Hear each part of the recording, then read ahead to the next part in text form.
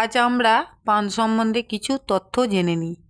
পান আমাদের ধার্মিক ও দৈনন্দিন জীবনে নানাবিধ কাজে লাগে। পান যেমন একধারে বিভিন্ন পূজা পার্বণের অবিচ্ছেদ্য অংশ, তেমনি পাচন শক্তি বাড়াতে, মুখের দুর্গন্ধ রোধ করতে ও দাঁতের সমস্যা দূর করতে এটি খুবই উপকারী। এতে আছে vitamin A, vitamin C, iron ও ক্যালসিয়াম। এতে রয়েছে অ্যান্টি ইনফ্ল্যামেটরি ও অ্যান্টিঅক্সিডেন্টের গুণাবলী। বর্তমানে দক্ষিণ চব্বিশ পরগনার শেরপুর অঞ্চলের বিভিন্ন জায়গায় বিপুল পরিমাণে পান চাষ হচ্ছে ও এই পান পূর্ব ভারতে বিভিন্ন জায়গায় রপ্তানিও হচ্ছে।